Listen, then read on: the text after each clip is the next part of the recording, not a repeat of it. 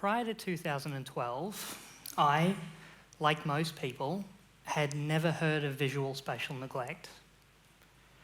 But then, in July of 2012, along with about 60,000 other Australians that year, my mum suffered a stroke. She was only 51 at the time. Her mum's stroke was substantial. It affected a large portion of the right hemisphere of her brain, and as a result, she's been living with a disability ever since. Now, at the time, I didn't know a lot about strokes. I was only 19. I'd only recently finished my first year of university.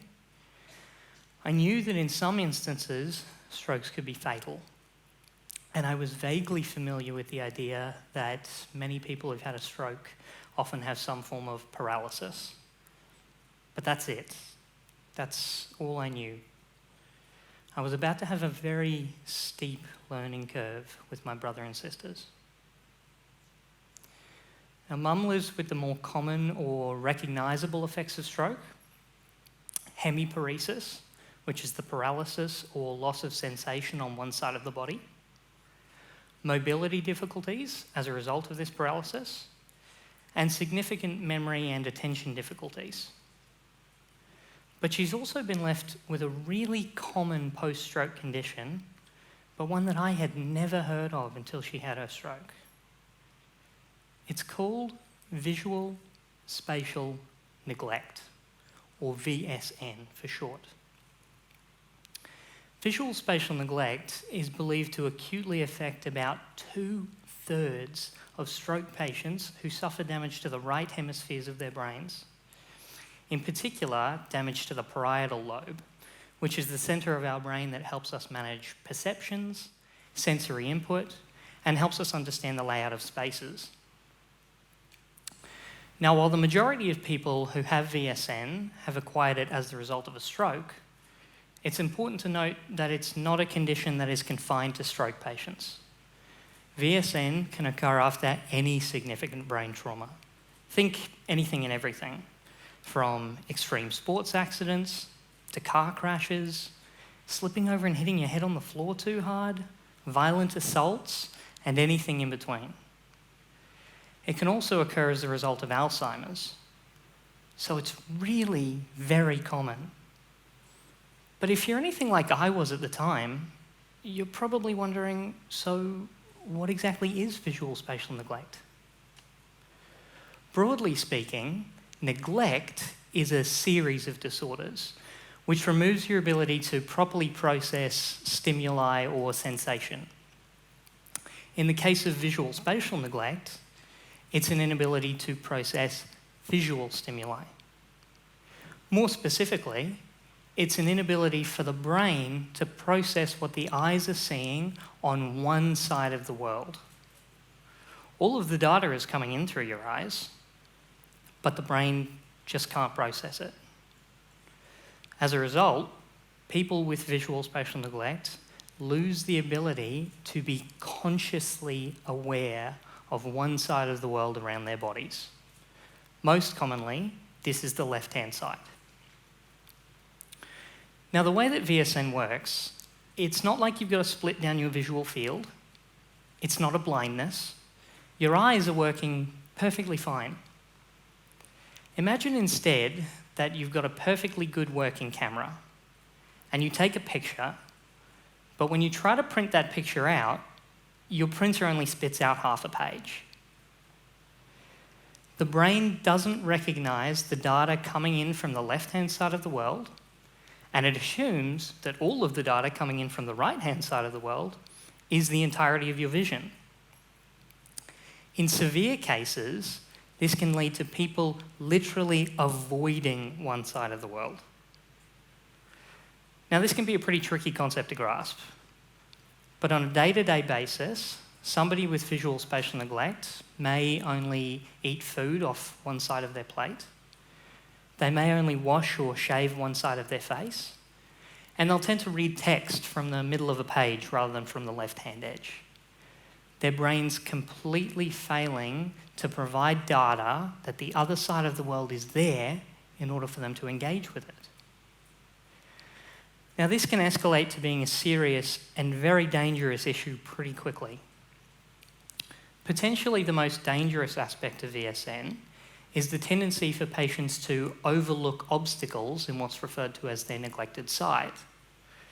So as a result, they can have a lot of difficulty learning the layout of spaces and how to move through those spaces effectively, dramatically increasing the risks of falls and associated injuries.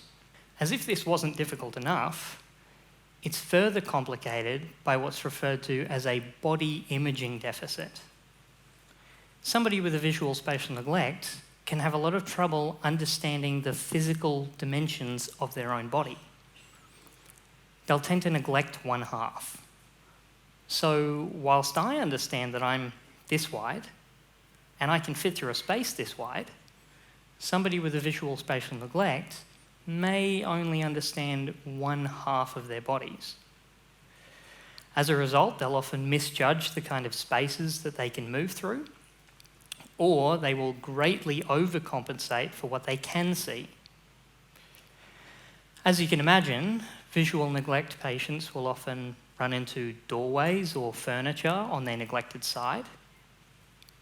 And if you couple this with the common physical aspects of a brain injury, mobility difficulties, issues with balance, you can start to see how everyday tasks and movements that would otherwise be quite common and mundane now start to present a very real potential danger. Now, I'd like to start telling you that at this point, things get better, but unfortunately, it gets worse. An enormous associated difficulty with visual spatial neglect is that it's often accompanied by a condition called anosognosia, which makes the patient unable to recognise that they have an issue at all. So they'll have a lot of trouble actively compensating for their neglect because their brains will be telling them that nothing is wrong. As we sought treatment and support for mum, I quickly came to realise that the treatment methods for visual spatial neglect were both limited and pretty time-consuming in their execution. The most common form of treatment is through what's called behavioural mitigation strategies, intensive one-on-one therapy. A therapist will go through a number of activities to try to teach a patient to disregard their brain telling them that there's nothing else to see and to look over into their neglected side in as many scenarios as possible. Commonly, therapists will teach patients that as they approach a doorway, they need to remember to look over to the left. They'll teach them that as they approach a step, they need to make sure that they look down and to the left to avoid being caught up or tripped. And they'll teach them that every time they enter a room, they need to visually scan that space to get in as much visual information as possible so they can better understand how to move through that space effectively. Now, most commonly, this treatment is delivered in a clinical rehabilitation setting. Now, clinics are set up to be safe for patients. They've generally got nice big open spaces, flat carpeted floors, there's very little low-set furniture, and there are always therapists on hand if something was to go wrong. Now, unfortunately, back in the real world, in particular in a patient's home, things typically aren't set up like this. Back at home, you might have uneven floorboards or carpet, you've got a coffee table, you've got your couch, you might have pets, you may have children or even grandchildren, and there can be a lot of visual distraction around, which can make trying to apply what a patient has learnt in a clinic into their home a pretty difficult task. And if you couple this with memory and attention difficulties, and the fact that many patients may not even be aware of their own deficit, you can quickly start to see a real problem. Now, I can't stress enough that the way that therapists deal with visual spatial neglect now is absolutely fantastic. They're using the best methods we know of to treat a really difficult condition. and trying to teach patients strategies to overcome their neglect, and then trying to get them to retain that knowledge and apply it outside a clinic, that's a really, really tricky task to achieve. Treatment has its limitations. Depending on where you live, the level of universal healthcare available, your personal access to private health insurance, you may only be eligible for a few months of treatment post-brain injury. In some instances, you may get none at all. Surely, there had to be a better way to deal with this. So I asked myself, how could I use my skills as an industrial designer to, in the simplest manner possible, replicate the actions of a therapist, enhance treatment techniques, and do this with an automated system that could be taken directly from a clinic and put into a patient's home?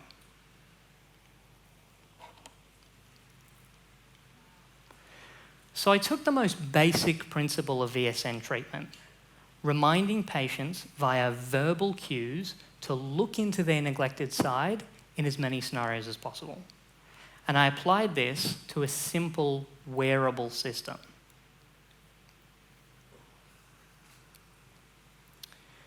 VSN patients will get a pair of glasses fitted with a discrete camera and a bone conduction speaker.